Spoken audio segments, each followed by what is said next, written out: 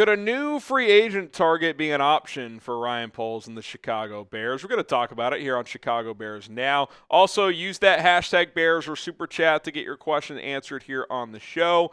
The Bears could be looking to sign defensive end Michael Danna as he was released by the Chiefs on Monday. Jordan Schultz had that news, so I want to give him credit there. And he's a guy I talked about a couple of years ago. So he re-signed on a 3-year, I think $24 million deal with the Chiefs a couple of off seasons ago, but we discussed him then because I've always liked him as a role player with Kansas City, and obviously Ryan Poles was in that front office when they drafted Danna in like the 5th round, and he kind of turned into a nice player. Pretty good against the run, kind of a flashy pass rusher, hit and miss there. He's never had a great pass rush win rate.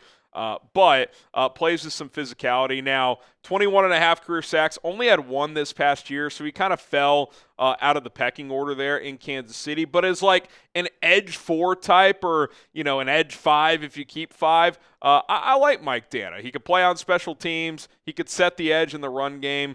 We'll see what happens with a guy like Dominique Robinson and Joe Tryon-Shoyinka, but I think he would kind of fall into that realm of, okay, like he's not going to, change the direction of your franchise. But as a guy who has no durability issues, has been healthy, and can hold his own as like your 4th edge rusher, I would not mind that at all. Shouldn't cost much either. I mean, he was making like $8-9 million and he got cut. So you're probably talking, I don't know, $3-4 million on a 1-year deal would be my guess. Maybe even less, could be the vet minimum. So we'll see. Not sure how the Bears view his film. Again, he didn't play. He kind of fell out of favor this year, so the production went down. But he's a player I've always kind of liked from afar. And again, there is a Ryan Poles connection. So whether or not he'd be a Dennis Allen fit, that is up to the Bears to determine. Should the Bears sign Mike Danna? What do you guys think? Type S for sign or type P for pass? Again, we're not. This isn't changing the 2026 Bears, but you need guys like this. You need role players, and I think he can help fill a role if the price is right. All right, hashtag Bears or Super Chat. Get your questions in. We got Will Edwards with $2. Appreciate it. He says, perfect draft, ? 2 defensive tackles, 2 safeties, 1, I assume, offensive tackle. That's a left tackle, I assume. 1 linebacker, 1 edge. I mean, yeah, like if it could fall perfectly. But you're going to address some of that in free agency. I actually like the idea of drafting a receiver on day 3, depending on what happens with DJ Moore. So we'll see what happens. Obviously, we don't know if the Bears are going to trade around either. But, yeah, I mean, you're bolstering up that defense there, and I think that's a good idea. Appreciate the super chat from TJ, $5. Worst NFL team this year? I still think it's the Jets or Cardinals. Most improved this team this year? I'll say the Giants or Saints. Yeah, I don't hate that call on the most improved. We saw the Saints last year take steps down the stretch of the year with Tyler Shuck. The New York Giants obviously missed out on a couple of their coordinator options, but John Harbaugh knows what he's doing. I think they'll be an improved football team playing. I think last place schedule, second to last place. Can't remember if them or the Commanders playing last place. Either way, should be a manageable schedule. The Jets are going to be bad. Cardinals could be bad. Dolphins could be bad. So those are some teams for the worst team in the NFL. But I don't mind your buy on the Giants and the Saints. Before we continue on today's video, here is what I have been trading on Polymarket. In Chicago's Week 17 game against San Francisco, Polymarket was giving Chicago just a 39% chance to win, which I frankly thought was crazy. I thought that was great value for Chicago. The 49ers defense was really struggling at the time, and Chicago's offense had really been coming on. For those reasons, I took Chicago at 39% chance to win the game.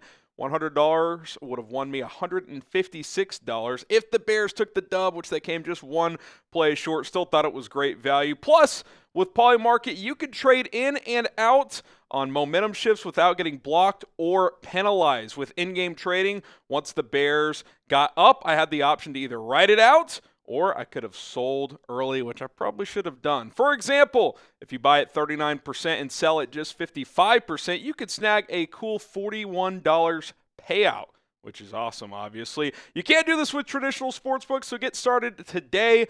Polymarket is legal in all 50 states. Download the app now to get on top of the wait list. You're going to want to do that. The only way to do that is by clicking the link down in the description and comments of today's video.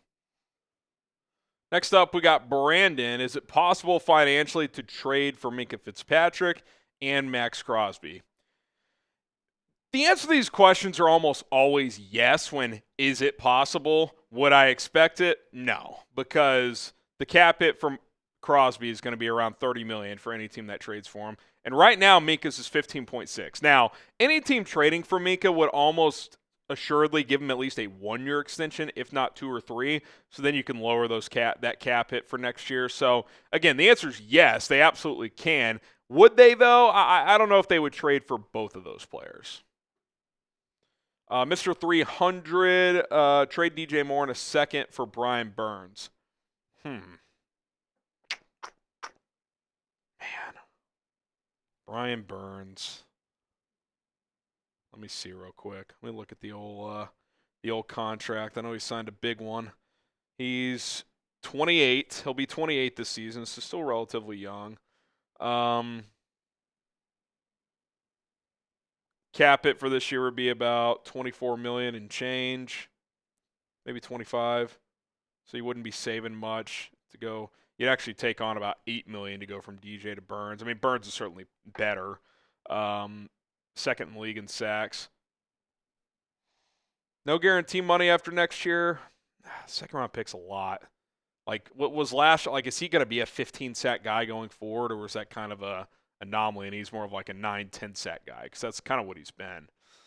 I don't know. I'd have to think about that more. If he's close to what he was this year, I'd say yes. If he reverts back to what he was, I don't know if I want to give up a 2.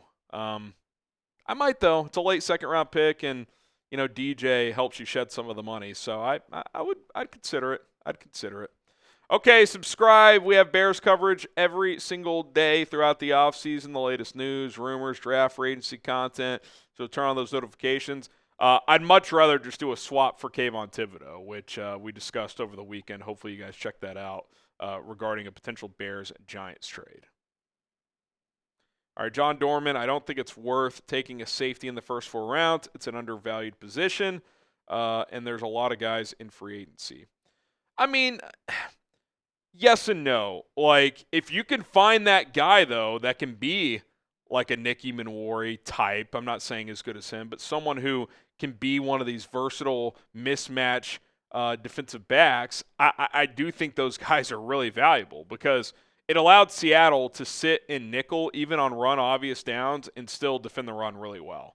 And that's really hard to do when you're in nickel. So if you can find a guy that can help you do that, I'm not saying any of these guys are that, but if there's someone like that you can find, I think that's valuable. Certainly a Caleb Downs, I think could help you do that. I don't think the Bears will get him. But to your point as well, it is kind of a plug-and-play position. At the same time, though, if you just have guys, like you are going to get exposed by certain teams. But if they wanted to re-sign Kevin Byard for like $8-9 million and then like pair him with like Alohi Gilman or something like that, like it wouldn't be the worst outcome by any means. But I do like the idea of kind of a Swiss Army versatile DB that can do it all in a Dennis Allen defense. I do think that's something that piques my interest. Kiddis, if we go defensive tackle round 1, do you think they target a pass rusher first or more of a run stopper? I don't know. I mean, that probably depends on what they do in free agency. If you sign a Trey Hendrickson, maybe be more inclined to get that run stopper, right? To get a Caden McDonald type because Hendrickson isn't great against the run. You bring in Caden McDonald, who's excellent against the run, and you hope you can develop him to be a decent pass rusher because right now I see a really good defensive tackle against the run that has not flashed much as a pass rusher, but he's only going to be 21 years old, so could still develop that. Peter Woods and Caleb Banks and Lee Hunter have flash upside as a pass rusher, even Kristen Miller to an extent as well, but maybe not quite as stout as defending the run, but I do think all those guys can defend the run. So, again, the answer to that question is probably, how do you feel about the pass rush entering the draft, and is the guy you're drafting, can he develop into being at least a solid pass rusher? Because one thing I do hesitate on is drafting a run-stopping defensive tackle that doesn't give you much as a pass rusher in the first round. Third round, cool. Go stuff the run. But if you're not giving me any juice as a pass rusher, that's a bit of a concern if I'm going to spend a top 30 pick on you. All right, name a player you're watching at the Combine. Who's something you're keeping a close eye on? Let me know. in the comment section of this video, as it is NFL Combine Week. All right, Save Scum.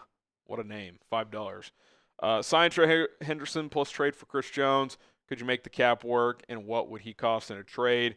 Again, kind of like the Crosby Minkah idea. The answer is yes. You're going to have to move some money around with cuts, restructures, etc. Chris Jones, his cap hit next year would be about $30 million if you trade for him. I think, could it be like a Joe Thuney situation where you could get him for like a fourth just because the Chiefs might just be looking to shed that money? They got to make a decision on Chris Jones. They either got to restructure him or trade him. My guess is they end up restructuring him. But if they make him available via trade, I wouldn't mind buying low on him. And then Trey Hendrickson, there's guesses all over the place on what a contract's going to be. Is it going to be $20 million per year? Is it going to be $32 million per year? Like the Athletic thinks it'll be $33 a year, which if that's the case, I'm passing. But yeah, I don't know what the Bears will do, but the answer again is yes, they could make it work, but obviously they'd have to move a lot of money around to get both of those players. All right, Chris Aldridge gets the final word. What's up with Zah Frazier and the release of Tremaine Edmonds and the signing of Kevin Byard? Well, if you watched our video earlier today, earlier on Monday, I should say, Combine Week is a big week for roster management, so they could re-sign Kevin Byard this week. They could release Tremaine Edmonds this week. As far as Zah Frazier goes, Ryan Poles told us at the end of the season that he will be in the offseason program, so he'll have to go earn a roster spot. It will not be given. I can promise you that. He's going to have to earn a spot on the team after missing all of his rookie year as a fifth-round pick a year ago. But liked his physical traits coming out. Taller, lankier, press man corner who can run. Fits Dennis Allen, and he was an Al Harris find. So clearly they thought highly of him, and we'll see if he can prove them right based on the player they thought they were getting when they drafted him. All right, guys, appreciate you so much for chiming in with the super chats and the questions. But if you didn't get your question answered, or if you have another one, you know where to find me. At HGramNFL, Twitter, Instagram, TikTok. And we're also on Facebook, facebook.com/HGramNFL, or you can search Harrison Graham Chat Sports to find my page. Give us a follow on social media. DMs are open. We would greatly, greatly appreciate it. Bear down.